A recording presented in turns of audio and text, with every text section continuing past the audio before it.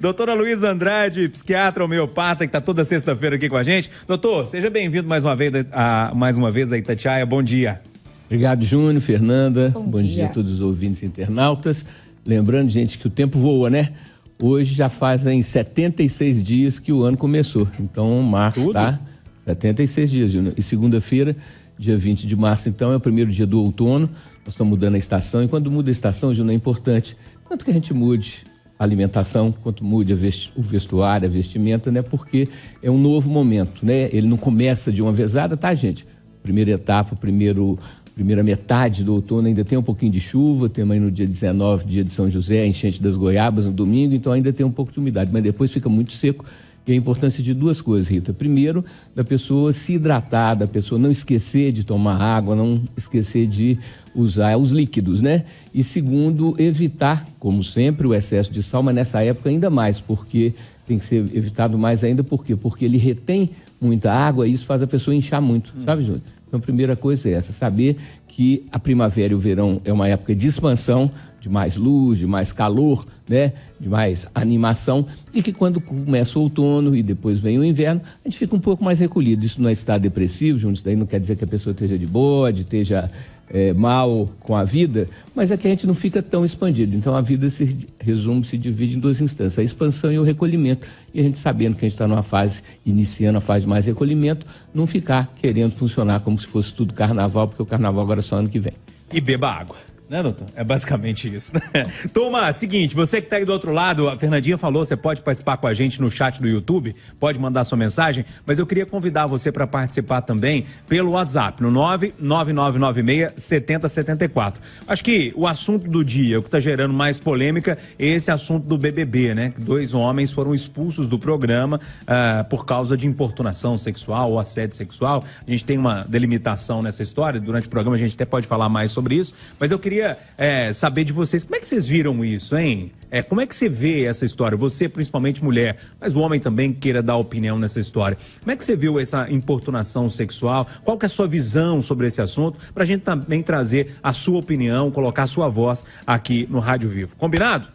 99996-7074. Sempre no oferecimento de Açaí Atacadista, a melhor receita para a sua Páscoa. Vem aproveitar. Está no ar o Rádio Vivo dessa sexta-feira. Vamos junto!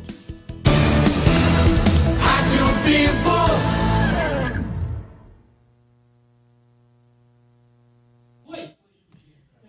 Bom, aqui no YouTube a gente continua sempre a nossa conversa com quem entra por aqui, né, para conversar com a gente e tudo, e a gente vai selecionando os assuntos. O Cleberson Júnior tá falando aqui, ó, de novo esse assunto, né, vamos explicar para ele que tem várias formas da gente abordar o mesmo tema e qual é a importância da gente falar sobre importunação sexual, né? É fundamental, Fernanda. Agora, eu tenho um pouco de dificuldade com relação aos temas, aos assuntos e às abordagens que acontecem no Big Brother. Tem que reconhecer, junto, que eu não sou um assistente frequente, eu não fico vendo, realmente eu não consigo, é uma incapacidade minha, porque os 3 temas principais que eu vejo são a disputa pelo poder, a disputa pelas conquistas e a fofoca e a maledicência funcionando como sendo o pano de fundo daquele relacionamento.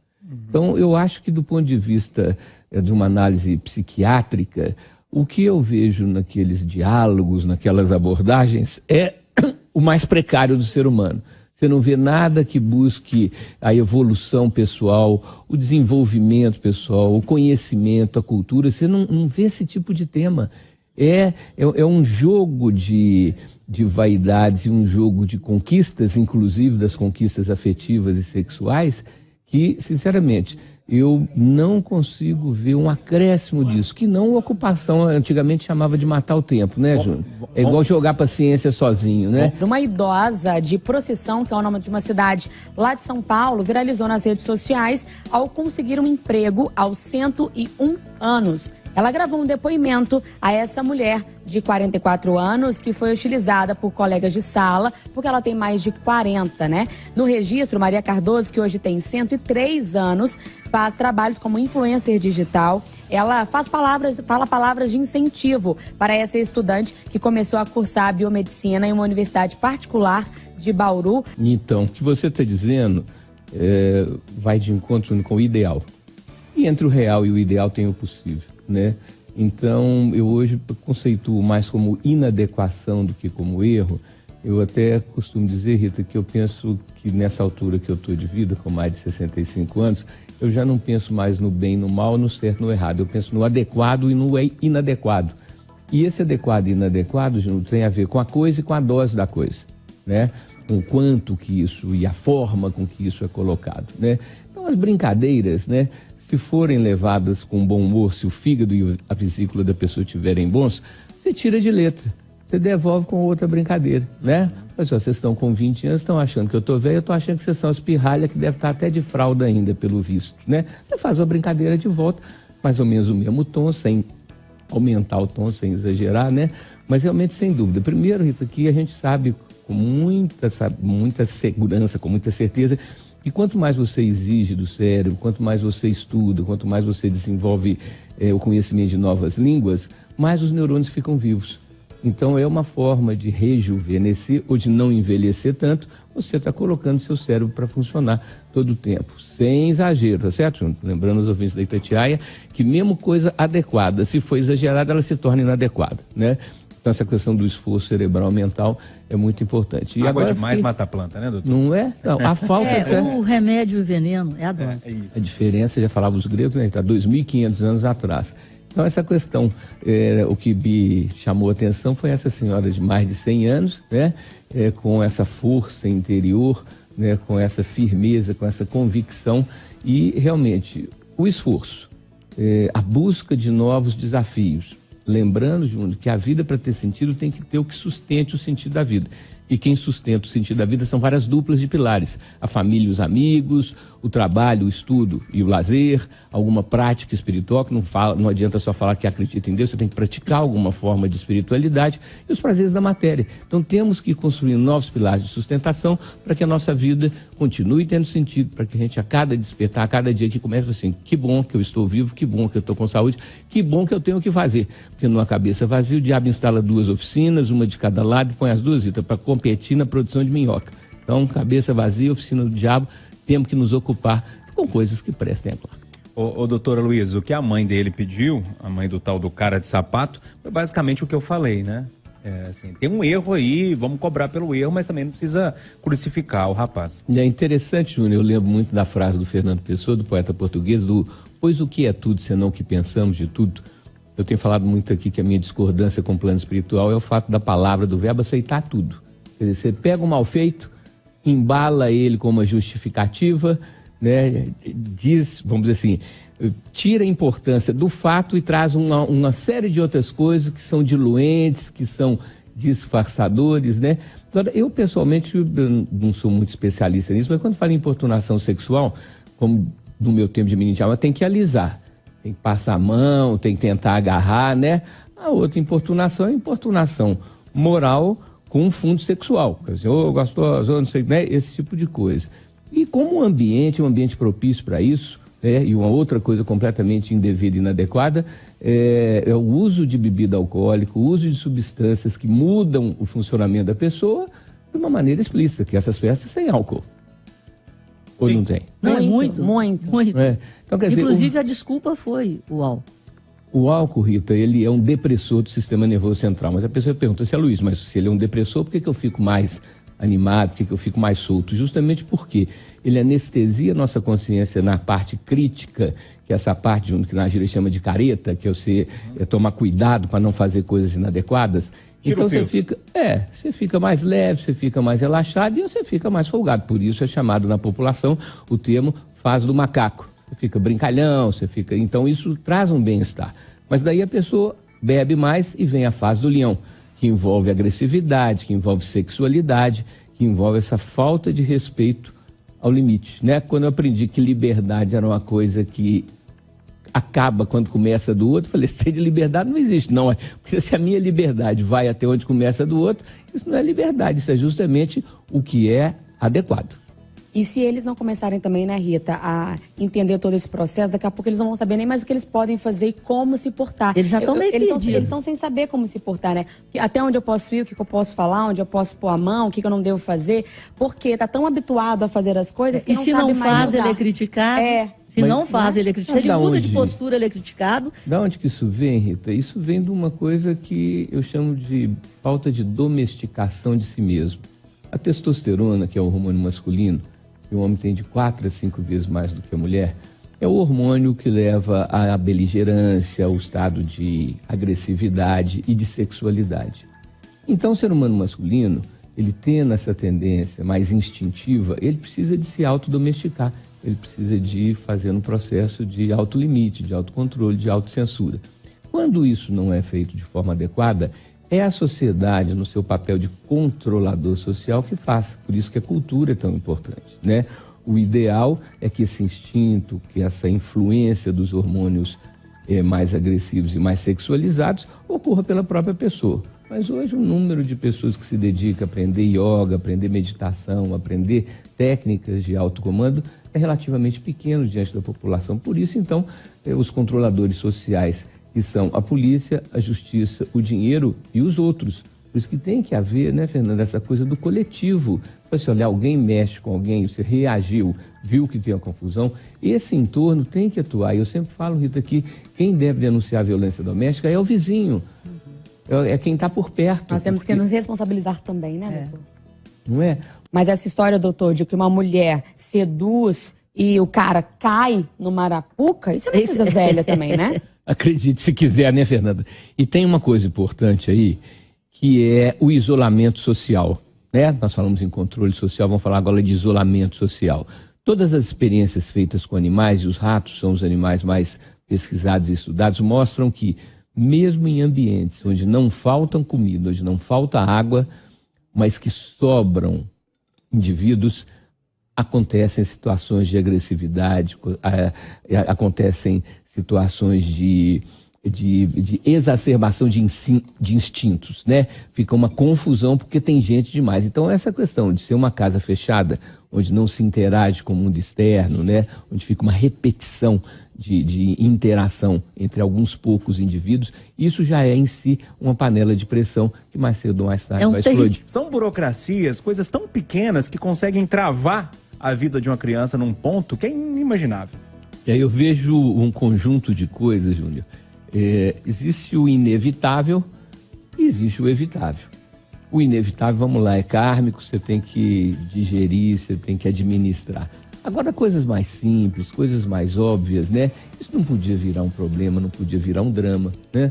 Porque isso daí é uma coisa tão básica, tão boba, como se diz, né? Talvez possamos dizer que a Defensoria Pública não tem um número de defensores suficiente, mas existe um espaço físico, um espaço virtual que você procura a Defensoria Pública para poder te ajudar, sem gastar dinheiro com advogado, a resolver a questão, né? Só da mãe da Raquel ter ficado 18 anos sem ter tomado essa providência e a gente tem noção das coisas a partir dos seus 13, 14 anos, né, Rita? Você já tem a noção, quer dizer, a gente vê uma inoperância. Uhum. A inoperância também e a dificuldade, e o custo. Pois é, mas aí é que está, quando eu falo da Defensoria Pública, é justamente porque tem trâmites que são feitos, né, a justiça para pessoas de baixa renda, existe numericamente, você tem poucos defensores, mas isso é viável. Tem muita coisa onde que falta a criatividade, falta o empenho, falta essa clareza. Por isso que temos que nos ajudar mutuamente em sociedade, porque quantas pessoas conviveram com a Raquel mãe durante 18 anos e não tomaram essa providência, essa iniciativa, né? Então, a mútua ajuda, a ajuda entre as pessoas que convivem com quem tem menos recursos financeiros ou mentais, culturais, é importante, né? Nós somos uma coletividade. A vantagem, e isso daí, Rita, quando eu estava estudando sobre o porquê que o ser humano é um animal de bando, é um animal de grupo, né? É porque o ser humano é a espécie que mais tempo o filhote demora para desgarrar de pai e mãe. Então a gente precisa de ter um coletivo, porque se fosse só o casal cuidando só dos filhos, não ia dar conta de ficar. Isso que o doutor está falando, gente. A Fernanda Montenegro, mais intelectual, uma artista consagrada. A Michele Bolsonaro, num campo um pouco mais conservador, do evangélico e tal. E a Anitta, que acho que eu posso falar mais libertina, talvez, assim, uma mulher que quer e faz e não tá nem aí para que os outros. É uma diversidade interessante. Isso é legal, eu acho que isso é muito bom, porque, como dizia lá o velho escritor, toda unanimidade é burra, né? Então você tem realmente segmentos que tem mais afinidade, porque quando você fala em admiração, você fala muito mais na projeção que a pessoa faz sobre aquela personalidade, né? Quais são os valores que essa pessoa traz e com os quais eu me identifico. Então essas pesquisas aí, elas são pesquisas como qualquer pesquisa, né, Juno? Elas dão uma noção, isso não é um resultado absoluto, é um resultado relativo, né? Mas é interessante a gente ver, e eu só não concordo com pesquisa que você cita nome para poder escolher um. Pesquisa para mim tinha que ser todas espontâneas, tipo assim, em quem você vai votar, quem você mais admira. Agora, quem você mais admira, João, Pedro ou Maria? O primeiro nome sempre tem uma vantagem de ser, né, o mais citado, né? Então, acho que se for uma pesquisa espontânea, onde a pessoa fala o que ela acha sem ser estimulada, pesquisa estimulada já é uma distorção. Não tem nada. E ela tem uma personalidade de que todos os papéis que ela desempenhou, todos os personagens que ela representou, havia um fio condutor, que era da firmeza, da consistência, né? Independente se fosse do bem ou do mal, você via que ela fazia, no bom sentido, uma contaminação do personagem com a personalidade dela. Né? Tem uma mulher aí que o senhor puxaria assim?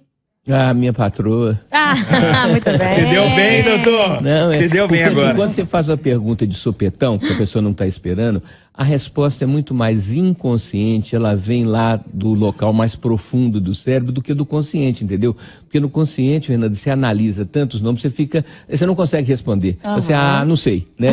Então, quando vem a resposta, ela vem abruptamente de uma situação inesperada, em geral é isso, é uma coisa que está um conteúdo mais profundo. Né? E isso daí é interessante porque você vê o quanto que o artista, e se a Fernanda Montenegro não está hoje top de linha em novela, né, pela própria idade, em teatro, mas o número de peças que ela atuou, o número de novelas que ela atuou, o número de minisséries que ela atuou, então ela está no inconsciente das pessoas, está no inconsciente dos brasileiros. E tem muita gente perguntando como é que encontram o senhor, se tem telefone, rede social, alguma coisa que as pessoas podem entrar em contato. E é na rede social, né? Você entrou em Aloysio Andrade, psiquiatra e homeopata, aí é tranquilo, tem as antigas entrevistas da Globo, tem as entrevistas nossas aqui, né? Os debates, né? Agradecer, né, Juno, comemorar, uma alegria poder fazer esse raciocínio, porque a gente sabe que a audiência da Itatiaia é muito grande e a gente sabe que não dá para conversar na nível de consulta com todo mundo que a gente gostaria. Então, por isso que a gente tenta fazer raciocínios que possam não parecer que eu estou dando aula, que eu estou dizendo o que é certo, o que é errado, mas que possa estimular nas pessoas essa busca, né? E a gente sempre fala que o esforço é a primeira etapa para o sucesso, a proteção espiritual é fundamental para que esse sucesso não vá subir a sua cabeça e se transformar numa pessoa metida à besta, né? E lembrando, como a gente falou no começo, né, Junto, que agora é uma época de menos sol, de mais recolhimento, então é o momento de você arrumar suas gavetas, arrumar seus projetos e ordenar. Eu sempre falo, a lista do que você está precisando de começar a fazer ou fazer mais, e a lista do que você está precisando de parar de fazer ou fazer menos. Bastam 2 itens em cada lista e você vai construir o seu amor próprio, sua autoestima. Então a frase é prometer para si mesmo e tentar ir cumprir.